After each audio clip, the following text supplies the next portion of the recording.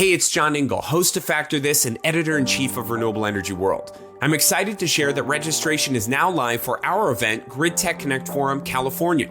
Join us in Newport Beach, June 24th through the 26th for the Interconnection event.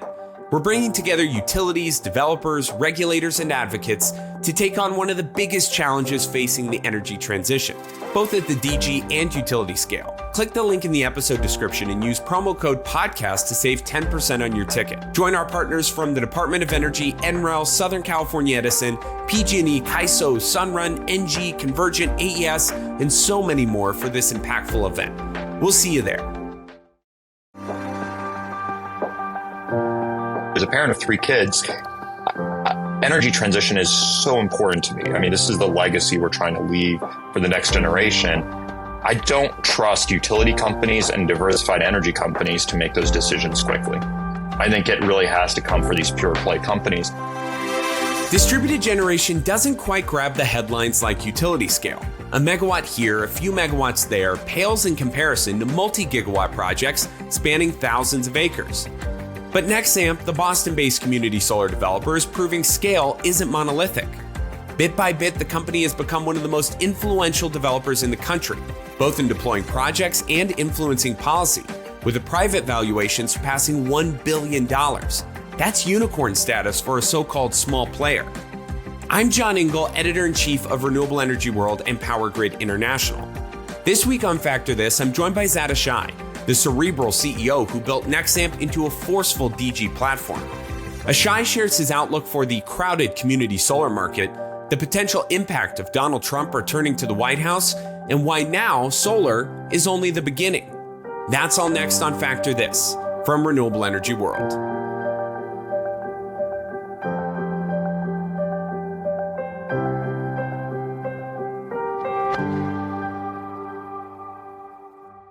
Zaid Ashai, great to see you. Thanks for joining the Factor This podcast. Yeah, great to see you, John, as well.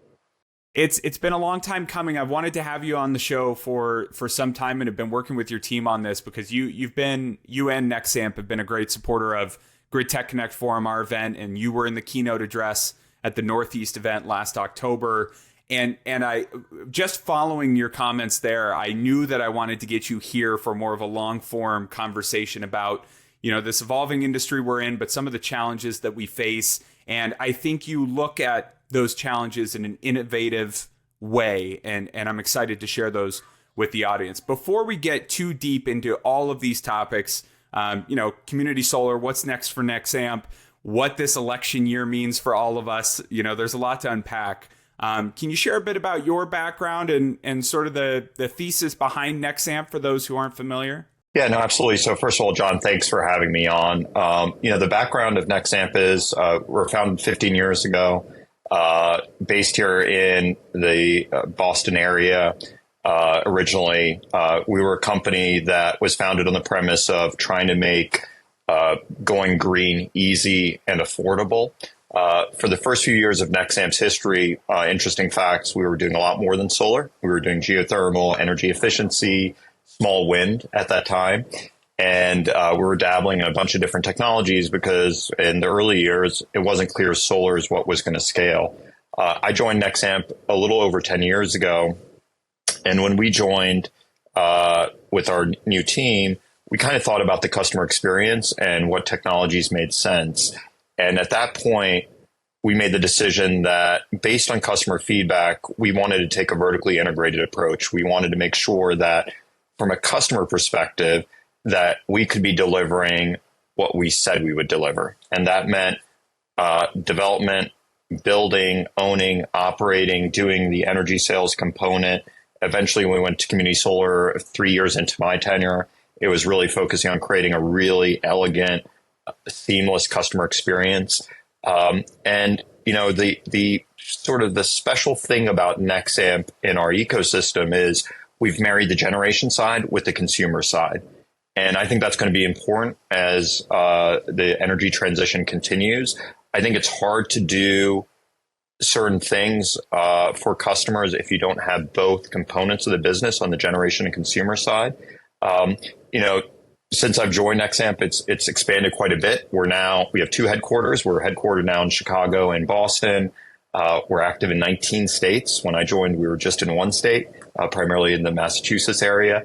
And, for us, it's, the future really is how do we marry that generation and consumer element to continue to accelerate energy transitions in existing markets, but also hopefully new markets as well. I talked with Sheldon Kimber, Intersect Power's CEO, last week about the changing business models, and everyone's an IPP these days. But when you made that business case and decided to be vertically integrated and an IPP with a specific focus on distributed generation, that was kind of novel at the time, and we still don't see a lot of those well-established national framework DG platforms. And I know you guys do some other stuff and you have some larger projects, but what was the thinking behind that? You touched on it there for a second, but how do you make that work? Because that's so commonly, referred to on the utility scale side, where you've got those economies of scale that aid you.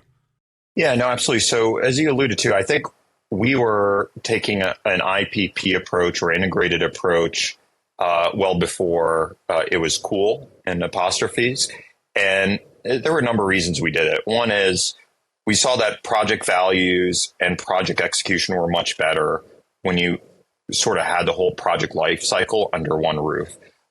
Number two, we also saw it as a better business model for shareholders. So if you think about it, development by nature is episodic. It can spike and it can go down state by state and even within geographies.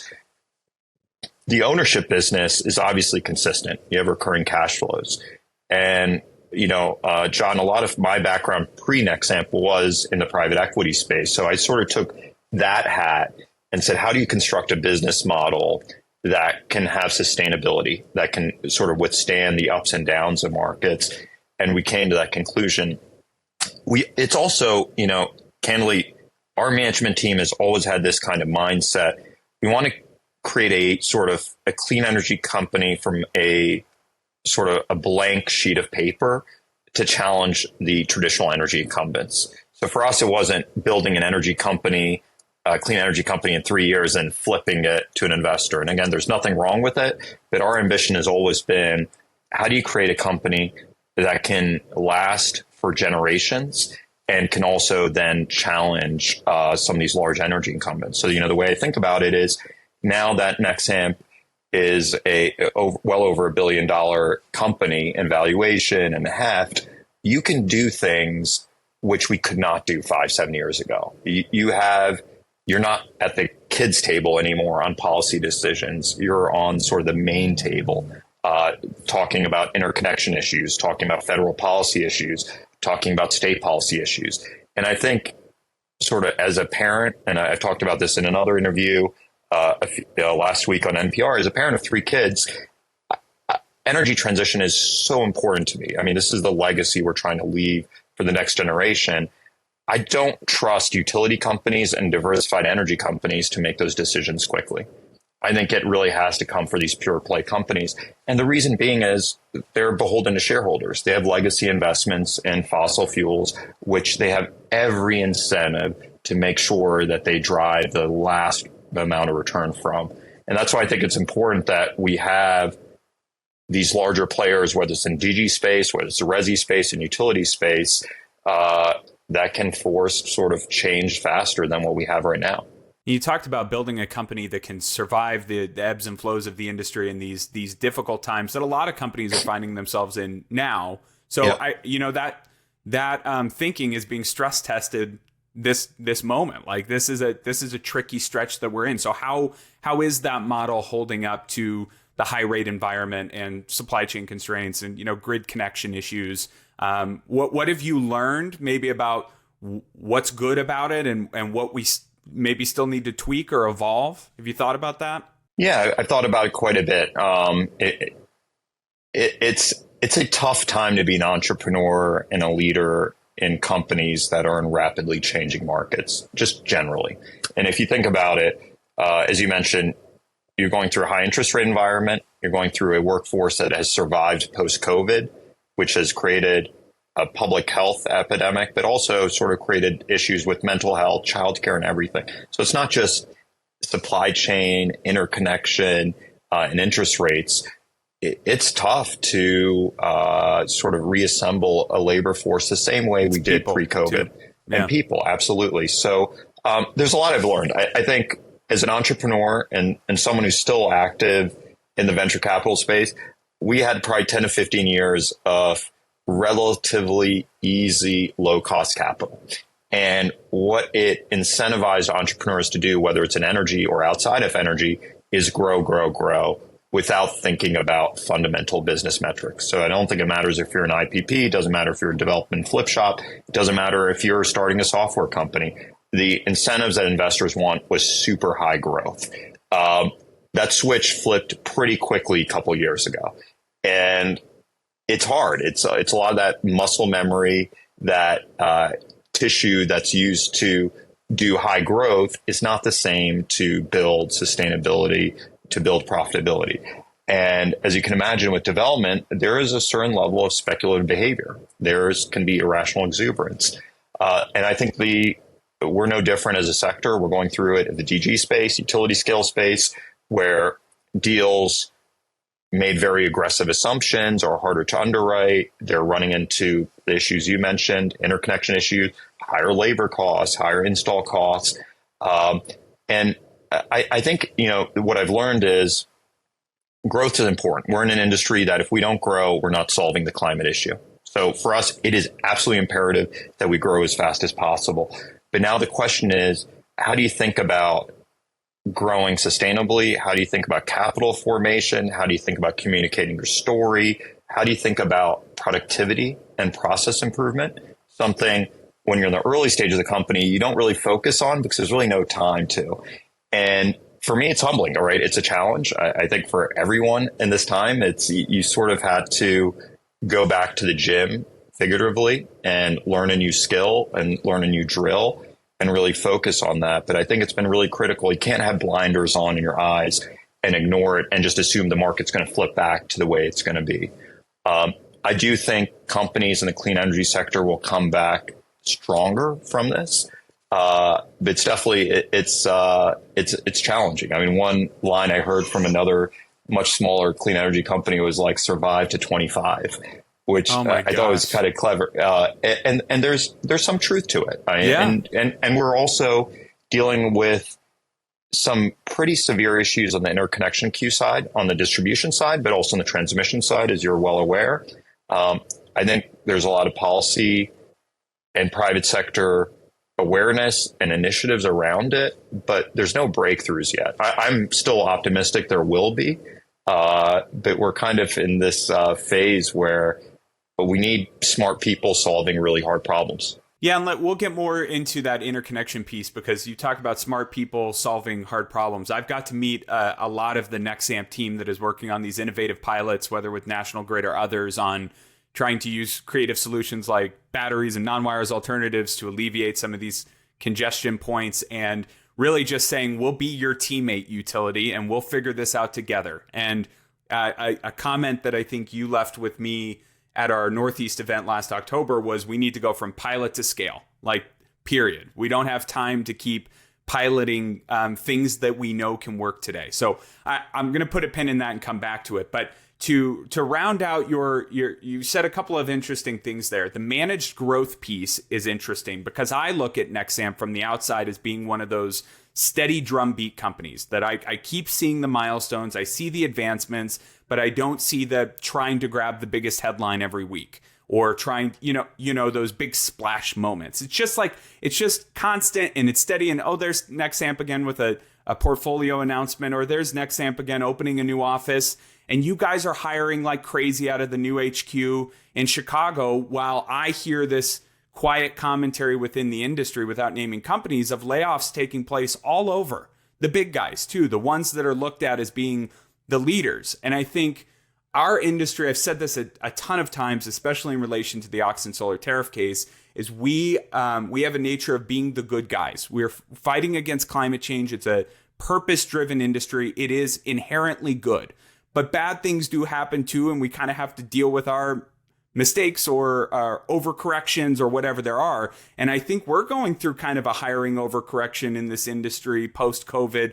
not to the scale of tech, but I'm hearing about this all the time, and it's very quiet, but it's happening. Are you hearing about that too? I am. I mean, it's. I don't think we're immune from a few things. One is labor costs have increased dramatically since COVID. We're in the energy business. We're not on the software side where our margins are 80-90%. So some things have to give. And yes, I'm hearing it across the industry. To your point, I think it is quiet. I think folks are looking at restructuring groups, realigning resources. We're doing the same thing, right? We are looking how do we grow with less? Because I think that's absolutely the right decision in this market. So I don't think we're any different from the rest of the industry. We're evaluating process improvement. How do we simplify things so we can get more projects done with fewer people? How do we think about getting back to a supply chain where costs continue to either decline or equipment continues to get better and more productive? But no, absolutely. I think it's a theme not only in our industry, but unfortunately other industries as well. And you guys, just to get into the market outlook piece of this, you guys have really made your name in community solar and are one of the bigger players nationally, but huge portfolio in the Northeast, one of the more mature markets that we've got. And looking at what Nexamp's growth trajectory is and how you want to evolve, how big of a piece is community solar in an ongoing basis, or will that one day just become a thing you do as part of the suite of offerings to your clients? Because just kind of the anecdote there is this is always just chatter that I hear, and then I bounce it off a CEO and make them answer to it. But there is some commentary that I get from those playing in the community solar space that we'll keep trudging along as we can and get new markets, but it's tough work. It's very competitive. They're small programs. And at some point, the utilities are going to balk like they did with net metering and say, we're not going to pay retail for this. So I'm curious kind of how you see that all fitting into the long-term scope of Nexamp. Yeah, no, absolutely. So first of all, I am still bullish and optimistic about community solar. I think community solar is still such an innovative construct and framework that can really drive value. And I think to your comment, developers have to get off this. We're falling into a trap. Like we're using these sound bites that the opposition's using. Oh, utilities aren't going to pay out this retail. That's all. I don't want to curse on it. That's just baloney. You can curse as that. Yeah. So you can say whatever you want here. Yeah. It's just bullshit. It's and the reality is when you build DG projects. And we've challenged regulatory bodies. Look at the value of solar. Look at the environmental benefit. Look at the grid benefit. Look at the full economic benefit. And we did this in the Massachusetts region. And the value of solar, if the tariff was attached to the value of solar, would be so much higher than the retail rate. And again, it's a reaction more to these sound bites. Like we fall prey to these sound bites. And I think that's challenged community solar and the broader solar industry. If you think about what we've done in the state of Massachusetts, hundreds of millions of dollars of interconnection upgrades, not on the ratepayers, but on the solar industry. Those interconnection upgrades not only allow you to put more solar on the grid, but they modernize a grid for electrification of heat, transportation, etc. So the way I think about community solar is there's a communications problem.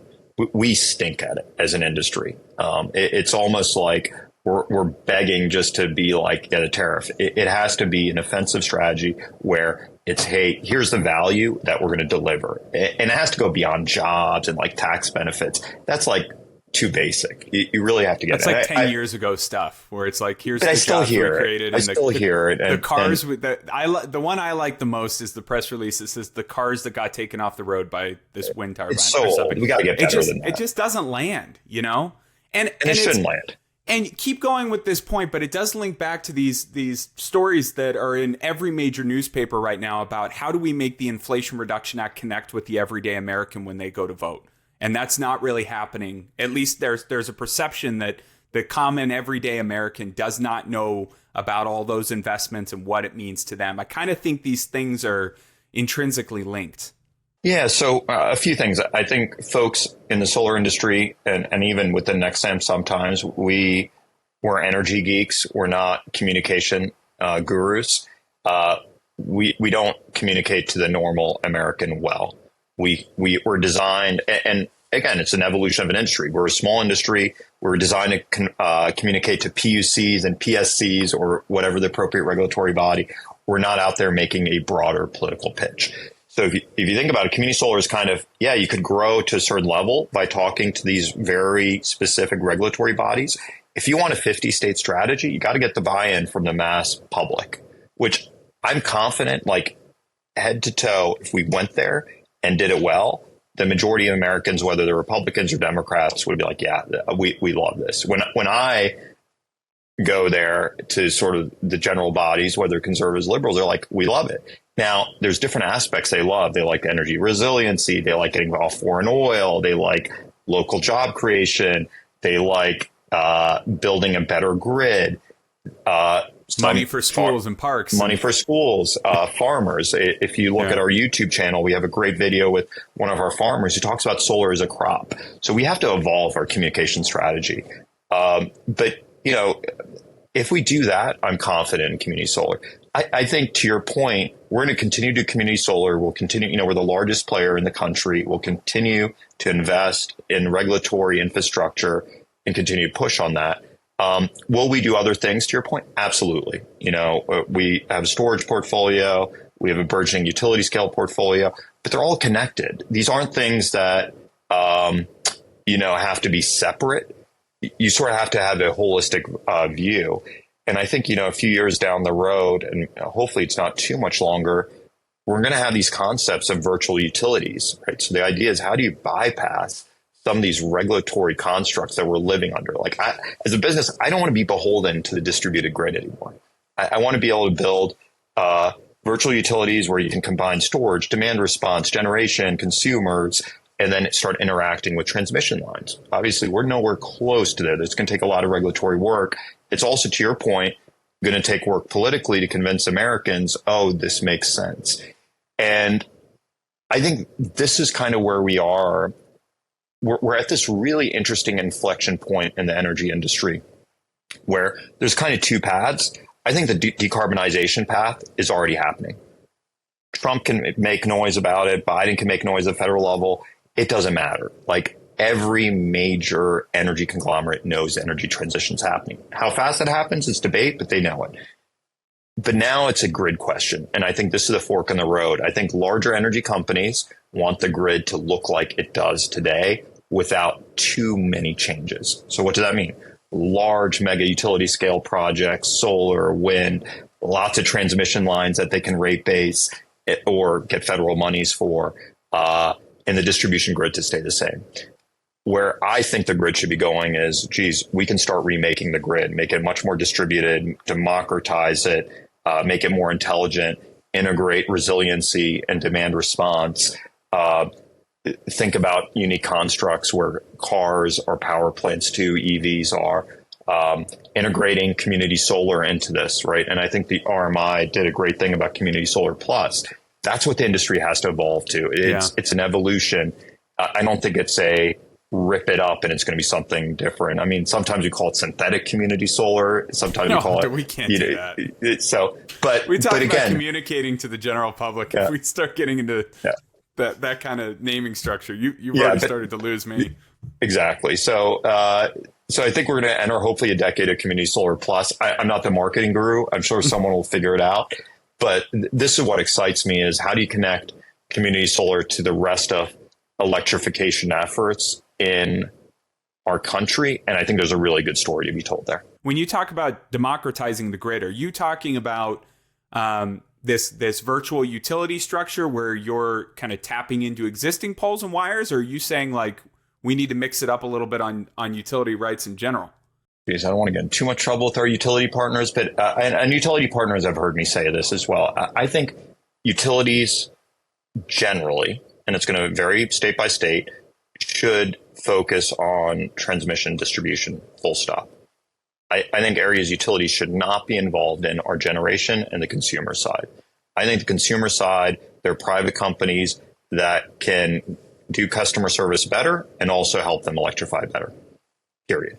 I don't believe that we should be remaking transmission distribution whole scale. We're going to have to at some level, but it should. I think that's where utilities are very effective. That's kind of my view. Is so the analogy would be that utilities are, they should charge tolling agreements for using that infrastructure. They should be partners, and as we alluded to in October when we spoke, I've really instructed my team to focus on building partnerships and alliances with utilities, having hard discussions with them as needed, but doing it in the vein of collaboration, which is very different than the industry probably did a few years ago when we were just at loggerheads with each other. And I think that's going to be really the key thing. It takes two hands to clap, as I would say. So the utilities have to believe in that. And I that's kind of would be my vision for it. I think that's also Nexamp's vision. I'm going to kind of ask you to play devil's advocate to your own point, which isn't fair. But what if you're the utility, what don't you like about that structure? Because if you're just managing transmission and distribution, T&D costs have been steadily increasing for a while now.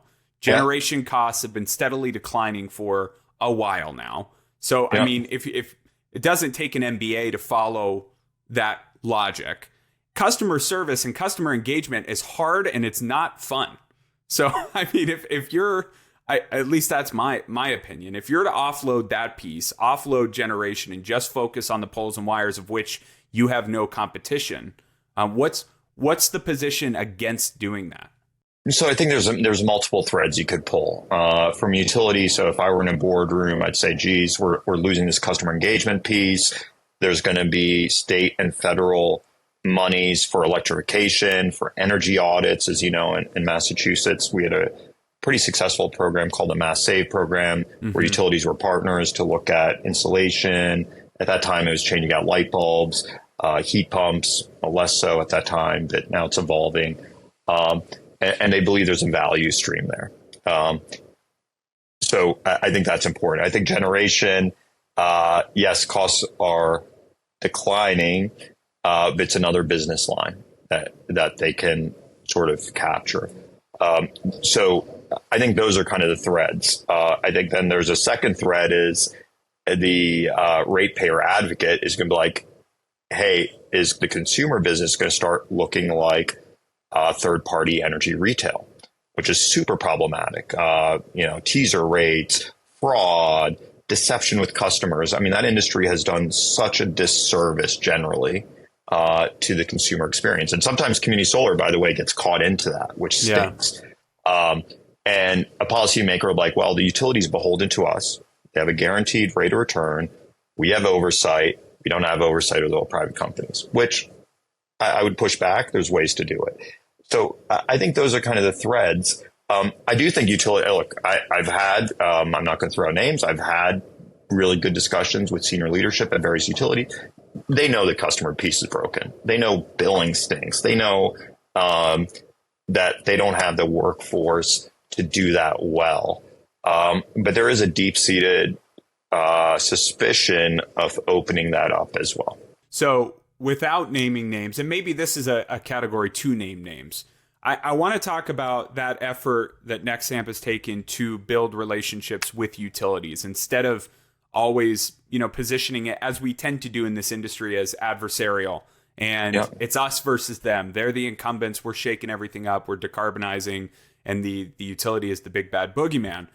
Where have you seen opportunities to work together and collaborate to not only expedite your own projects, but look more creatively at this system and how we use it most effectively? I mentioned the non-wires alternatives and interconnection stuff. That program was with National Grid, which may be kind of part of this discussion, but I think you guys are doing more in this space than most. We are. We're focused on it. So one is a business. We've built a grid integration team, which has an engineering aspect, has a business aspect, has a policy aspect, and it definitely some of the conversations I even spend some of my time on. So to your point, we're trying to invest time through sort of the various parts of an average utility because you think about it, we own these projects for the life of the project. So we're living and dying by the performance of utility with it. So it makes sense for us. It probably doesn't make sense for a lot of other players to make that investment. And you mentioned team. This isn't just one person, because I know multiple of them. I know Ben Pyru and I know Brandon Bowles. And so for you to have, several people just dealing with this stuff and looking at these innovative solutions is incredibly unique. Yeah, it's important. And I mean, I think next week's Naruk in DC. I'll be down there. I'm not sure how many CEOs of solar companies are going to be down there, but it's important. I mean, it's utilities. These partnerships are like gold. If we do it well, we're all going to serve our communities. If we don't do it well, it really does slow down the energy transition. I'll give a shout out to National Grid. They have been thoughtful. They have been willing to entertain hard discussions. They have at all levels. And as you mentioned, they've been willing to really think of non-wires alternative, expediting interconnection, using private sector sort of investment from us. They've also now started to think about the customer experience with billing, community solar billing, making sure things are more accurate, working with our billing teams as like a large partner. And that's been super effective. And I think the idea would be like, how do we roll these models out to other utilities, which there are a few other utilities that are in the queue that I'm excited about. But on the generation side, it's going to fundamentally come down to interconnection and how utilities and PUC and PSCs think about it. I think the whole concept of interconnection, especially in the Northeast and some other states, is absolutely broken.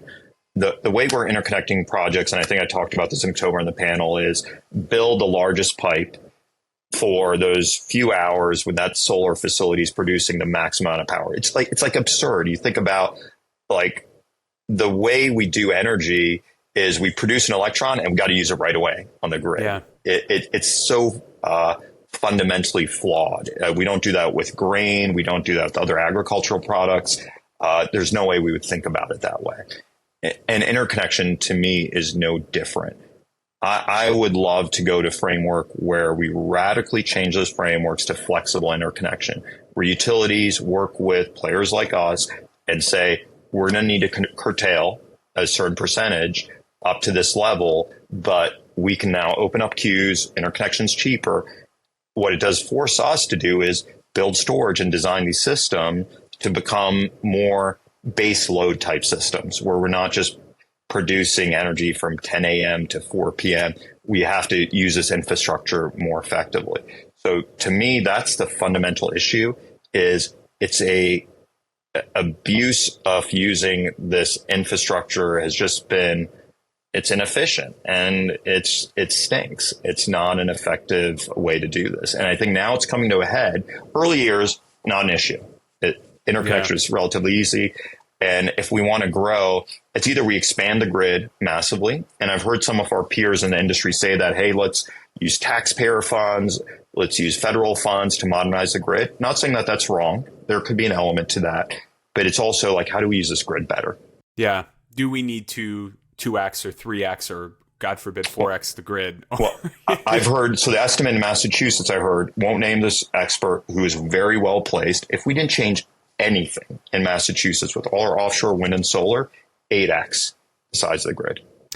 And I think that's actually in the ISO New England research, because I believe they released a transmission report, was it 2 to 3 weeks ago, that said something like, to meet the needs of 2050, I think it was $30 billion, something like that, in grid enhancements. To do nothing and just kind of keep going is still going to take like 20 billion, just with the way with existing load growth and how the economy is set up. So, I mean, that's incredible. Absolutely.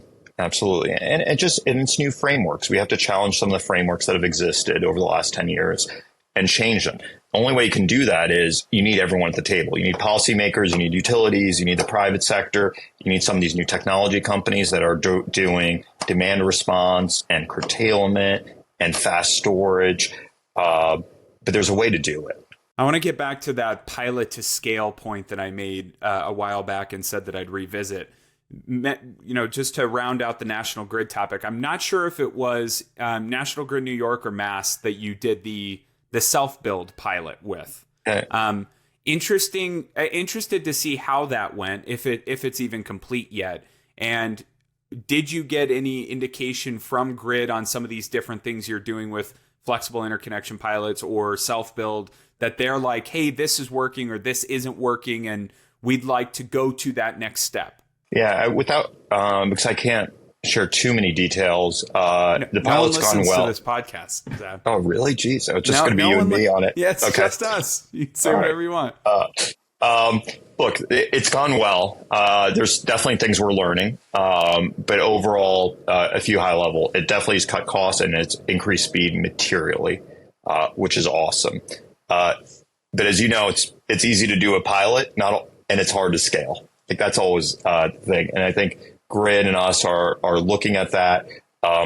They have definitely been open now to thinking through scale with us and hopefully to the broader community on interconnection, self-build, more non-wires alternatives. We are getting calls from other utilities to look at these types of projects to unclog queues, because as you can imagine, when utilities go to the PUC or PSCs, they're like, hey, we want a rate base, new substations, new sort of zones in the distribution grid.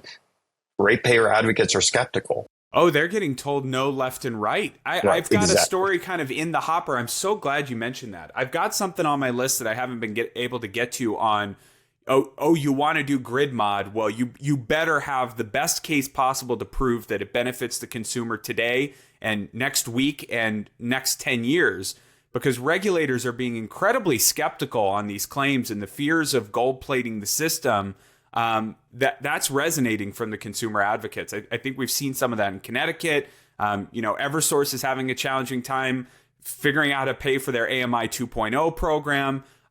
So grid mod is not as simple anymore as just like, hey, we need to do all this stuff. We think it's going to be like this in 2030, 2040, and 2050.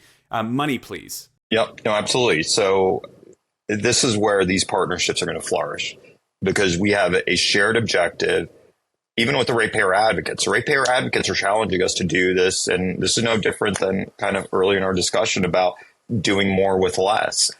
High interest rates, all these things also affect tax revenues. States are going through it. It affects how you can invest. The grid, we always think about grids like the only thing. Probably you and I don't think as much about roads, school modernization, and that's probably an unfair characterization. But these policymakers, I don't think about those things. You think about it when you hit a pothole and things don't work. That's about it. And electricity's out. But as you know, we're not the only thing on a policymaker's mind, and sometimes we forget that. So I do think this whole thing about some of these pilots going to scale, they're going to be forced by some of the macroeconomic dynamics, politically and economically. Do you hear from regulators as well, or just utilities that are curious about this? Are you getting like PSC or PUC commissioners being like, Zad, like how did you guys figure this out? What did that deal look like? How do you manage risk? And I think the accountability piece is the other big thing here, is like who owns this shared project that you built for Grid, and who does O&M, who's on the hook if there's an OSHA issue, all those like nitty gritty details. But are you getting those calls too? So unfortunately, I've not cracked the network of PSC and PUC commissioners to hang out with them and discuss these like in non-public settings. But Neighbor's the right place to go. Yeah. But, trying to break into that. We'll see what bar they hang out at. Yeah, that's right. I could give you some tips. These discussions are happening. It's slow because they're looking at it from a very different vantage point. So, you and I, and probably most of the listeners out there, if there are any listeners, are want to think, we're thinking about scale and speed and like the urgency of climate change. PUC and PSC commissioners, they're balancing that. I think they do understand the importance of tackling climate change. But to your point, they're worried about some of these issues, which they should be: OSHA, reliability, quality of work? Is this union labor if you're doing self-perform, which obviously it will be when you have to do utility work. But no, those discussions are happening. What I've found, John, is utilities are really good to have those discussions on our behalf. And again, this is where the partnership is, because they've been doing this for 40, 50 years, having these discussions with them on more the regulatory basis. So the strategy is really making sure the utility partners can, once we get alignment, they can take it there, and we'll be supportive of them, and we'll say, hey, we're behind you. But honestly, strategically, they have a much better platform to do that.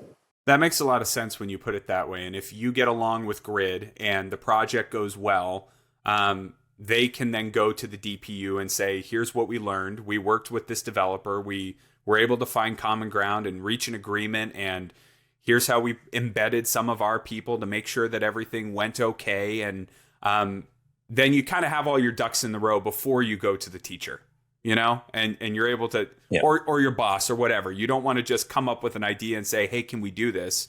You want to, be able to present a case that says, here's what we learned and why it can work elsewhere. Was that in Massachusetts? I think it was, right? Yeah, it was. Yes, it was. Okay. Any other areas that we should be looking at? I called out the Grid example because I'm just more familiar with that one, but anything else you're involved in or projects even from others that you've seen that you see as, this is stuff we need to be trying more of? Yeah, I think, as you can imagine, with the Inflation Reduction Act, getting more focus on LMI projects that really deliver significant benefits. So, we did this interesting project in ComEd in Illinois called the Give Array, which folks can see on the website, which we partnered with the utility to really make sure that the savings were dramatic for low-income residents. And that was in the city of Rockford, Illinois, which is, it's kind of one of those forgotten industrial cities that's fallen as manufacturing left our country. I think that's one area where there's a federal policy impetus and there's a state policy impetus. One of the things we really admire about the state of Illinois is they've designed their community solar programs and their energy programs really to think about equity and racial justice. So that's another thread which I'm personally wedded to and passionate about. As we create this massive transition the grid, it's going to create this massive amount of economic opportunity. It has to be done in a way that's very different than some of the industrial booms we've done in the past, where it's just exacerbated inequity rather than flattening inequity. I've only got you for a few more minutes here, Zaid. So I do want to talk to you about the point I made at the top about election years. How are you thinking about the way to position Nexamp for that long-lasting success, whoever's in the White House, if there's a change? You hear these comments from the industry that there's some Trump proofing going on, whether it's in terms of like procurement or expediting projects. Sheldon Kimber even mentioned to a degree he's got a team that's like crunching the numbers and moving things around. And do we need to push a little harder here or push a little harder there just to hedge our bet on like, and I know they have a number of like BLM projects that they're probably a little more sensitive to, given that it's public land. Yeah. How do you view that? So we don't have any projects on federal lands. So we're in a little bit different situation than Sheldon is, for example. A few comments. One, this election year it's very dystopian, right? We have two candidates who I think, without putting my personal commentary, and if you want it, we can figure that out. People are very unenthusiastic about historically. I think the vast majority of Americans do not want a Biden-Trump rematch. I'm not going to make any value judgments on it, but that's where it is.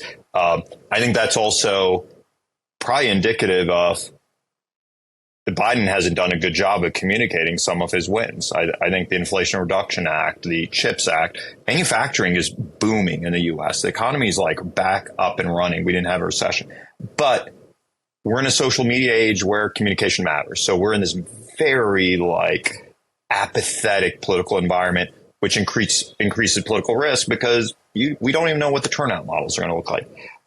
Trump proofing business, I would love tips. If anyone has it, email me. I don't even know how you Trump proof a business, because in reality, I'm not sure we know what a second term is going to look like in reality. But a few things, obviously, as an industry, we got to get to a point where we don't go back and forth with election wins. And I think this is an issue that we have is the climate change movement has to get bipartisan support. We can have differences about market incentives, how things are funded. Like, I wish we were at that point. We're not as a country. Does President Trump have a radically different vision of the energy world? Absolutely. Is that a threat to all of us? Absolutely. But the question is going to become is the best way to Trump proof, quote unquote, a business is we got to win state elections. We got to win the House. We got to make sure that we show up to elections where PUC or PSC commissioners are elected. I wish our industry did a better job. We should be training and getting candidates there. So to me, yes, does the president have a big impact on energy policy? Is that something we should be collectively concerned about? Absolutely.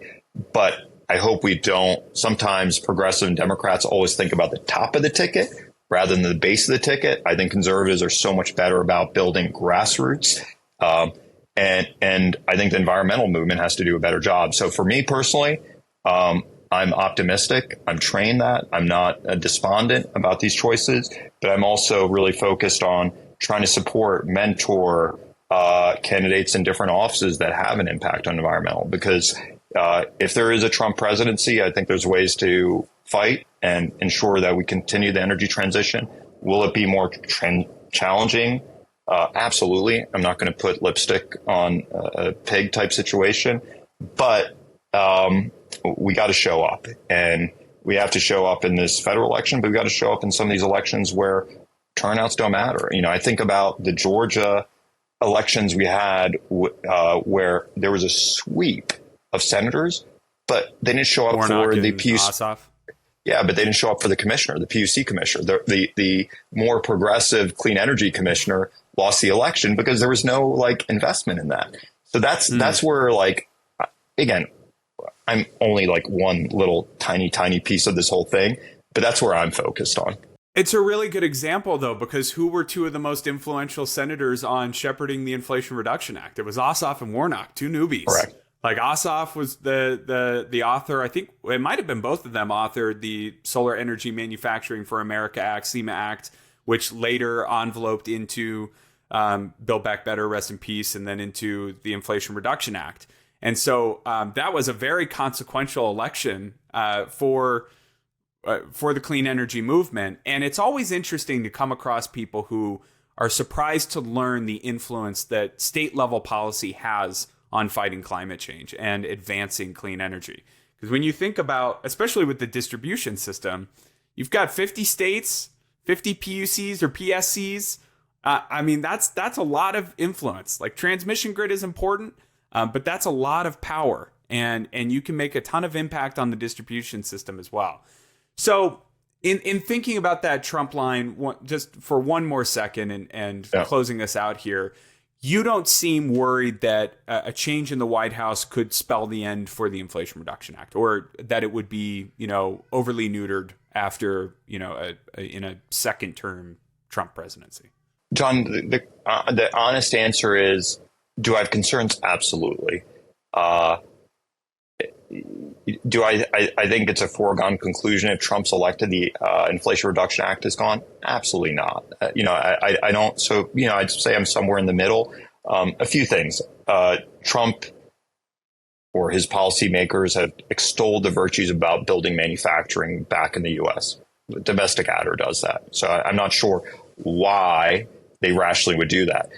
The other thing why I'm also optimistic, and again, we can argue this both ways, there's a lot of manufacturing. I mean, MTG's district in Georgia has a Q-Cells factory. Senator Cruz talked about J Solar opening up manufacturing in Texas. Some of the really good investments that are being made on the manufacturing side are all in red districts. So how is Trump going to make his case? All those jobs, they're all being shut down because I'm going to make it. I mean, Trump likes being popular. So how do you sort of address that? And good point. LMI equity, yeah, I'm concerned. Is the DOE going to sort of think about centering equity? No. There is no way in hell that's going to happen. So yes, as a citizen, I'm concerned about these choices. I'm also concerned that Americans are apathetic. I'm concerned about other issues which is going to affect my workforce, racial justice, reproductive health. Those they affect us. It's not only a reproductive issue; it affects labor.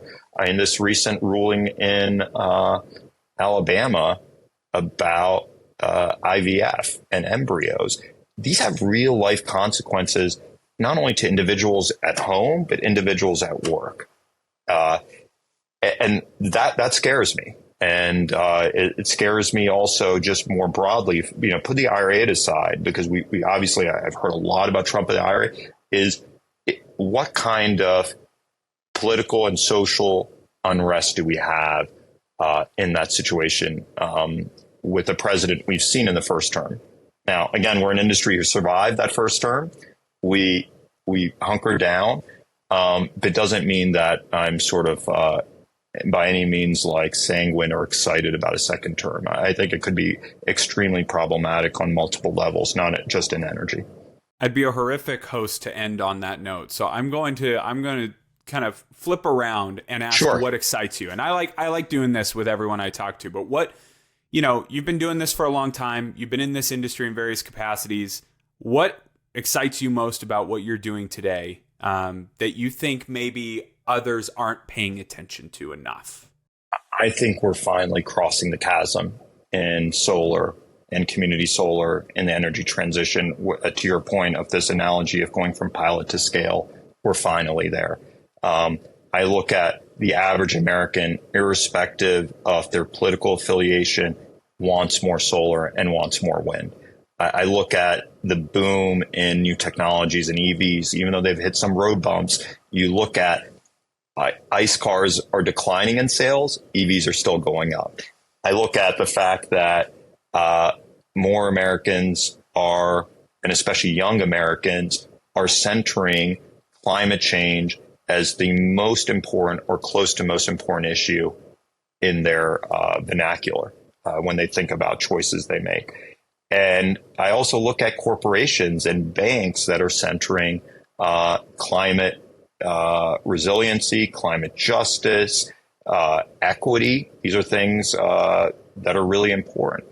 So, for me, elections don't define America. I mean, they impact us, and elections are important. So I don't want to down this. But America is defined by individuals and stakeholders. And on that metric, we're at such a different place in 2024 than we were even like 5 years ago. And that's a testament to people who made investments in the late 90s. That's a testament to Jimmy Carter's administration. And it's kind of like this wave that's continuing to build. And despite some rocks and pebbles and speed bumps that have been thrown at it, we're starting to continue to crest. And we know the impact we can make on our communities. We know the impact that we can create on health and other issues. And it's just that it's a matter of time. And, I meet with young folks. I just joined this board of governors at Brown University, which is my alma mater. But we have to be optimistic. We have to understand the gravity of the moment, but we have to be optimistic for the next generation and the generations after that. And I don't underestimate the ingenuity of humans. I think the one thing that I hope comes through the climate change movement, it connects humans. It makes us less tribal. And the one thing that I always see, I was like a political science buff, I accidentally came into Nexamp into business, is this kind of erases those barriers. We're all connected in this. And I think once you're all connected, amazing solutions really do happen. Zaid, this was a ton of fun. I always learn a lot every time I talk to you, and I love your perspective and thoughtfulness on this stuff. And I think it's obvious how thoughtful you are. And we didn't even mention the Brown and the Harvard ties to the audience. So now they get it too. You've proven that resume. It's just a school, right? These are just schools, and I was very fortunate to be at them. But thank you, John. It's been a great conversation, and look forward to staying in touch.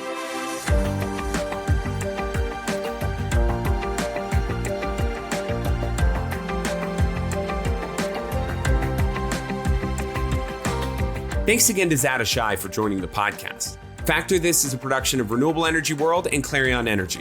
Join us every Monday as we break down solar's biggest stories with industry leaders who actually move the needle. And please leave us a rating and review wherever you get your podcasts. Thanks for listening, and we'll see you next time on Factor This from Renewable Energy World.